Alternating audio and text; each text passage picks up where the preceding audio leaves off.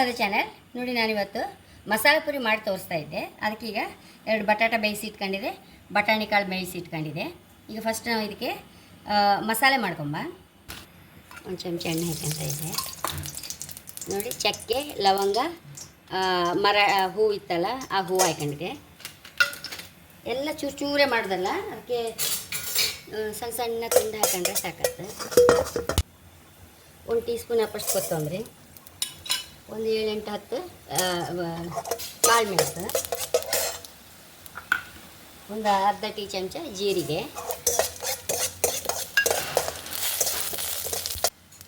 7-8 ಬೆಳ್ಳುಳ್ಳಿ, ಒಂದೆರಡು ನೀರುಳ್ಳಿ, ಒಂದು 4 ಟೊಮೆಟೊ ಹೋಳಿ, 1 ಇಂಚು, ಒಂದು 1/4 ಇಂಚು ಶುಂಠಿ,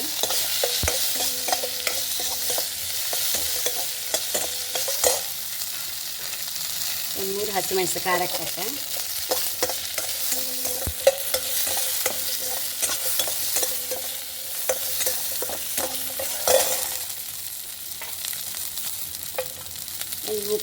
ಒಂದು ಟೀ ಚಮಚ ಹುರ್ಗಡ್ಲೆ,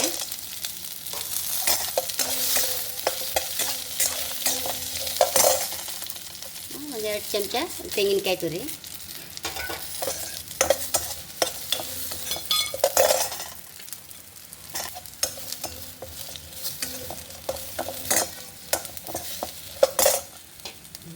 ಒಂದು 2 ಹಿಡಿ ಅಪ್ಪಷ್ಟು ಕೊತ್ತಂಬರಿ ಸೊಪ್ಪು, ಪುದೀನ ಸೊಪ್ಪು ಸಹ ಹಾಕ್ಕೊಳ್ಬೋದು ಇದರೊಟ್ಟಿಗೆ. ಪುದೀನ ಇಲ್ಲ, ಅದಕ್ಕೆ ಬರೀ ಕೊತ್ತಂಬರಿ ಸೊಪ್ಪು ಹಾಕಂತ ಇದ್ದೆ.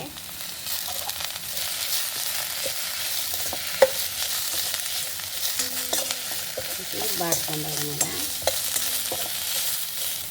ಇದು 1 ಟೀ ಚಮಚ, 1 ಟೇಬಲ್ ಚಮಚ ಅಪ್ಪಷ್ಟು ಬೇಯಿಸಿದ ಬಟಾಣಿ ಕಾಳು ಹಾಕಂತಿದ್ದೆ. ಇದಿಷ್ಟನ್ನು ಮಿಕ್ಸಿಯಲ್ಲಿ ಹರ್ಕೊಂಬರ್ತೆ. ಈಗ 1 ಚಮಚ ತುಪ್ಪ ಹಾಕಂತ ಇದ್ದೆ. ಕಸ್ತೂರಿ ಮೇಥಿ ಹಾಕೊತ ಇದ್ದೆ.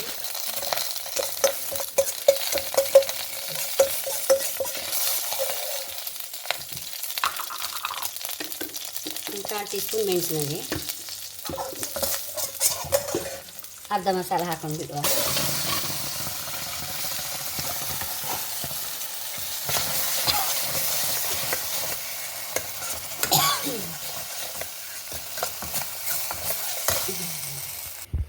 ರುಚಿಗೆ ತಕ್ಕಷ್ಟು ಉಪ್ಪು, ಎಲ್ಲ ಚೂರು ಚೂರು ಹಾಕೊಂಡು, ಅಂದರೆ ನಮ್ಮದು ಸ್ನ್ಯಾಕ್ ಐಟಮ್ ಎಲ್ಲ ಹೆಚ್ಚು ಉಪ್ಪು ಬೇಕಾತೇ ಇಲ್ಲ.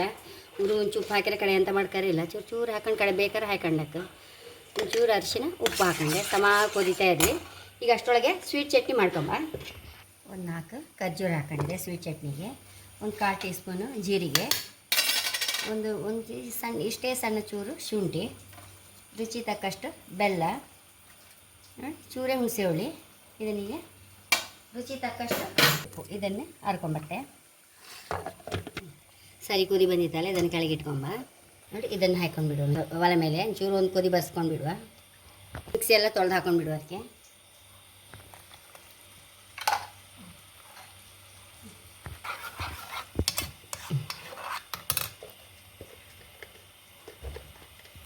ಒಂದು ಇಂಚ್ ಅಪ್ಪಷ್ಟು ಅರಿಶಿನ ಸಾಕೊಂಡು ಬಿಡುವ.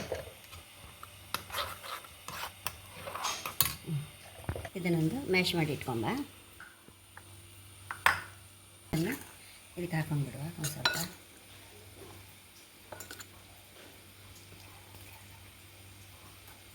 ಹೀಗೆ ಮಿಕ್ಸ್ ಮಾಡ್ಕೊಂಬ.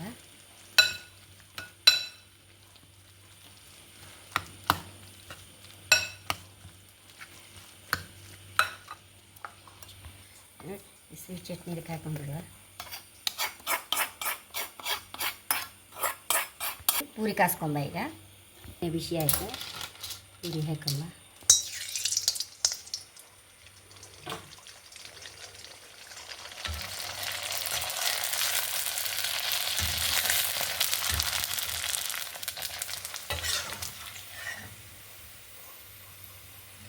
ಹೀಗೆ ಎಲ್ಲ ಕಾಸ್ಕೊಂಡು ಆಮೇಲೆ ತೋರಿಸ್ದೆ.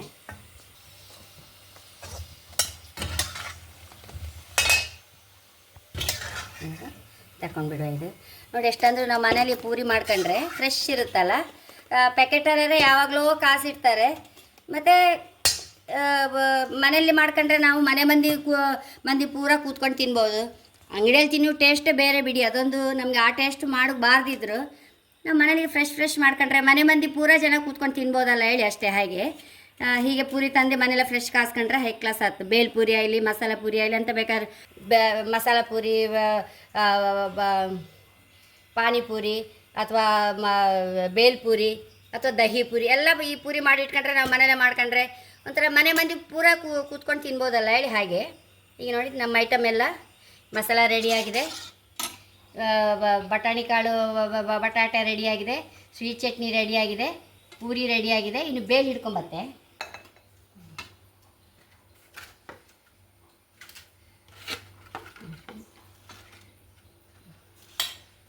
ತಟ್ಟೆಗೆ ಪೂರಿ ಹಾಕೊಂಬ.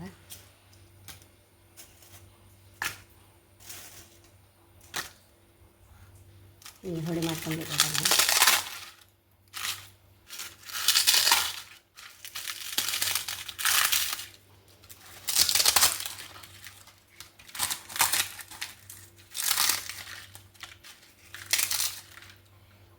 ಇನ್ನೊಂದೊಂದು ಹಾಕಿದ್ರೆ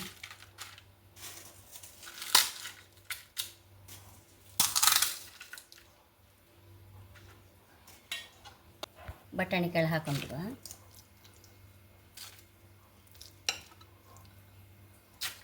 ಇದನ್ನು ಹಾಕೊಂಡ್ಬಿಡುವ.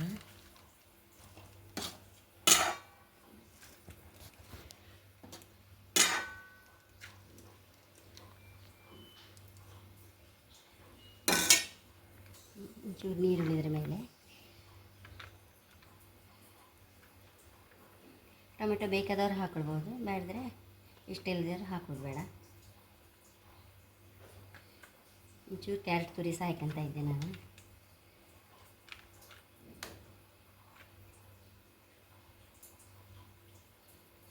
ಒಂಚೂರು ಸ್ವೀಟ್ ಚಟ್ನಿ ಸಹ ಹಾಕೊಂಡ್ಬಿಡು.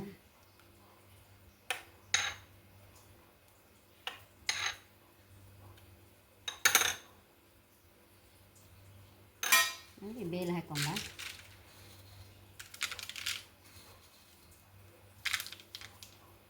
ಕೊತ್ತಂಬರಿ ಸೊಪ್ಪು ಹಾಕೊಂಬ.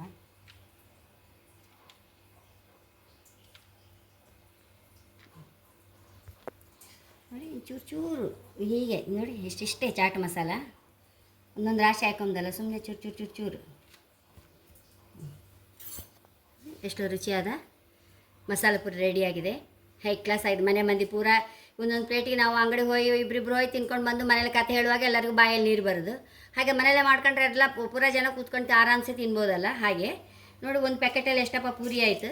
ಇದನ್ನು ಬೇಲ್ ಪೂರಿ ಮಾಡ್ಕೊಳ್ಲಕ್ಕ, ದಹಿ ಪೂರಿ ಮಾಡ್ಕೊಳ್ಲಕ್ಕ ಶಾಲೆಯಿಂದ ಬರೋ ಮಕ್ಕಳಿಗೆ ನಾವೇ ಮನೇಲಿ ಮಾಡಿ ಕೊಡ್ಬೋದು. ಹಾಗೆ ನನ್ನ ಚಾನಲ್ ಇಷ್ಟ ಆದರೆ ಸಬ್ಸ್ಕ್ರೈಬ್ ಮಾಡಿ, ಲೈಕ್ ಮಾಡಿ, ಕಾಮೆಂಟ್ ಮಾಡೋದಂತೂ ಮರಲೇಬೇಡಿ. Thank you.